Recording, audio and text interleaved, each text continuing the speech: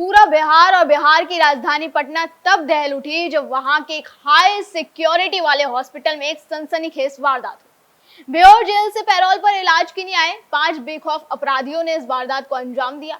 इन हथियारबंद बदमाशों ने अस्पताल के कमरा नंबर 209 में घुसकर आपसी रंजिश के चलते जेल से ही इलाज के लिए आए कैदी चंदन मिश्रा को गोलियों से भून डाला, जिससे अस्पताल में अफरा तफरी मच गई। मरीज और स्टाफ दहशत में आ गए।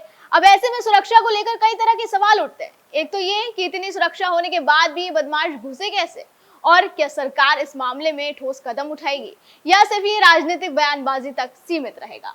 बहरहाल इस मामले का एक चश्मदीद गवाह सामने आया है जिसने इस वारदात के कई राज खोले। क्या कुछ चश्मदीद ने बताया, ये जानने के लिए देखिए हमारी ये खास रिपोर्ट।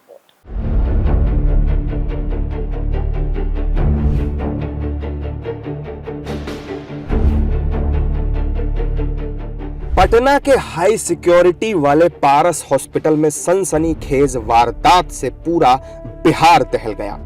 जेल से पैरोल पर इलाज कराने आए चंदन मिश्रा की 5 अज्ञात लोगों ने गोलियों से भूनकर हत्या कर दी है। वारदात के चश्मदीद गवाह ने बताया कि सभी आरोपियों के पास पिस्टल थी और गोलियों की आवाज से पूरा हॉस्पिटल दहल गया।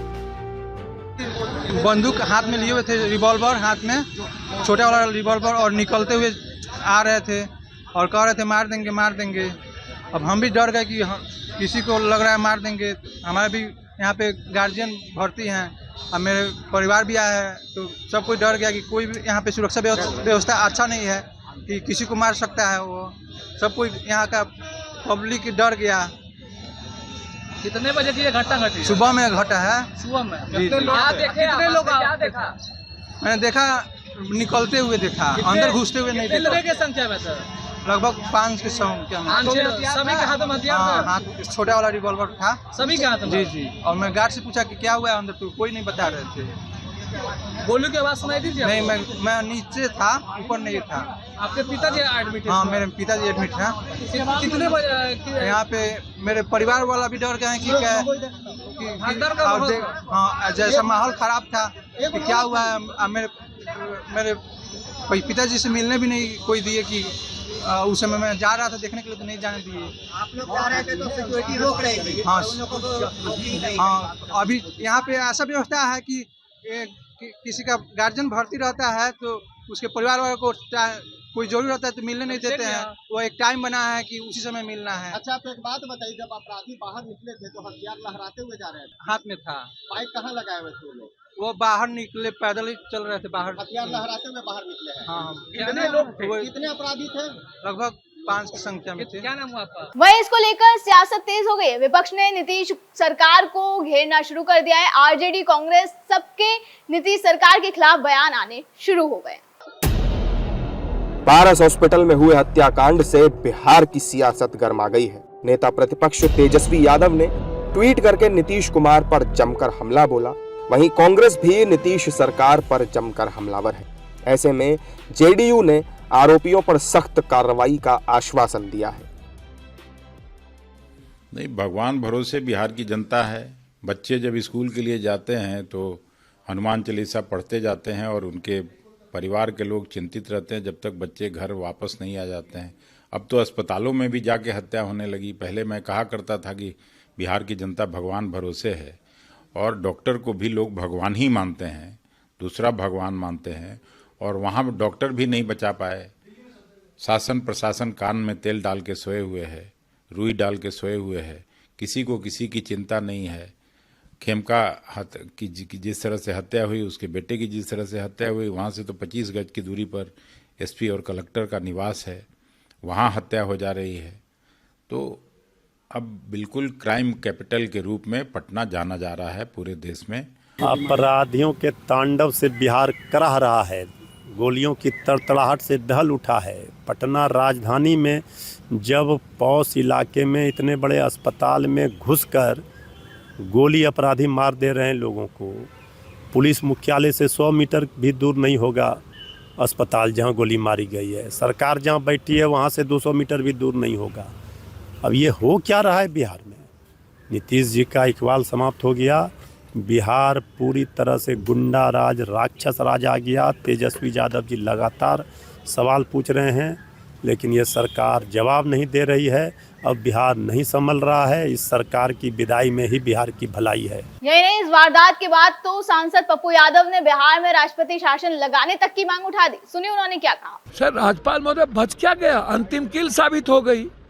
पारस 11 फोर्स 6 अपराधी आता है, हमारी बहनों को धमकाता है, नर्स को धमकाता है, डॉक्टर पे तानता है और गोली मार के चला जाता है। 9 हत्या पहले ही हो चुकी है, मेहता जी की, वो बुजुर्ग बीजेपी की, मोटरसाइकिल वाले की, मिश्रा जी की, बैंक वाले की, रमाकांत जी की। रमाकांत जी के पूरा परिवार असुरक्षित, उनके परिवार अभी मिले। हम लोग सीबीआई इंक्वायरी का मांग किया, खेमका जी का सीबीआई इंक्वायरी का मांग किया। तो अब तो कुछ बचा नहीं, अब तो सारे यूथ कह रहे हैं कुछ नहीं है, मर जाएंगे। अभी सारा यूथ कह रहा था बच के क्या करना, अब तो कोई फायदे नहीं है।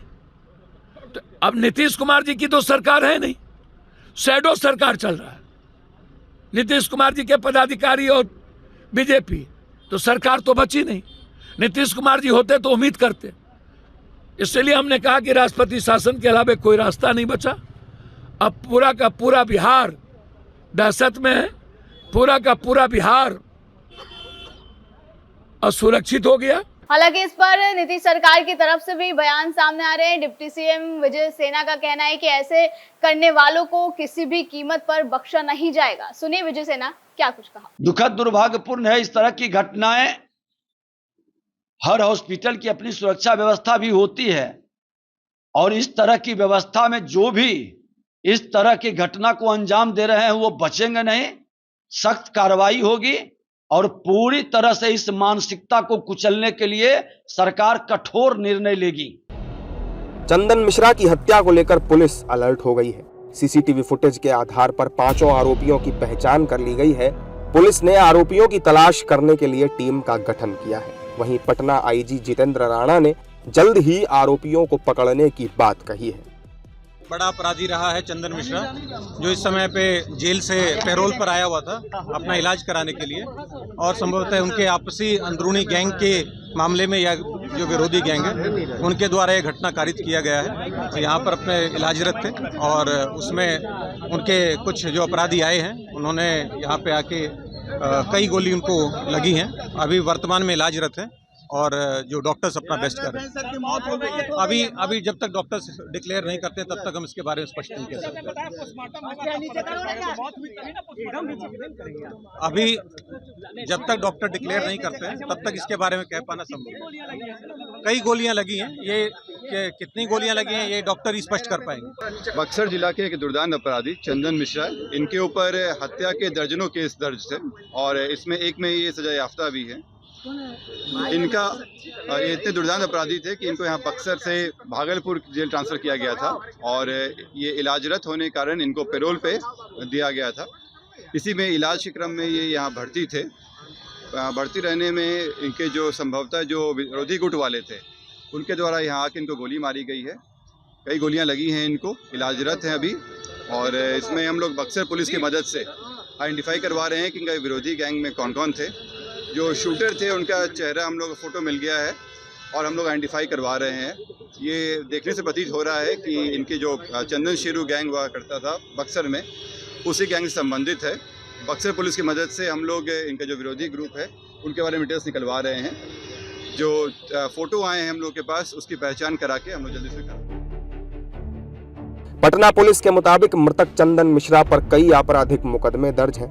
अंदेशा है कि चंदन मिश्रा की हत्या आपसी रंजिश में हुई है। अब इस मामले पर क्या एक्शन लिया जाता है सरकार की तरफ से, क्या वाकई कोई कार्रवाई होती है, क्या आगे मामला बढ़ता है, ये तो आने वाला वक्त ही बताएगा। आपको हमारी ये रिपोर्ट कैसी लगी हमें कमेंट करके जरूर बताएं। फिलहाल आज की वीडियो में बस इतना ही। अगली बार फिर होगी मुलाकात। आप देखते रहें DNP इंडिया, हर खबर भरोसे के साथ।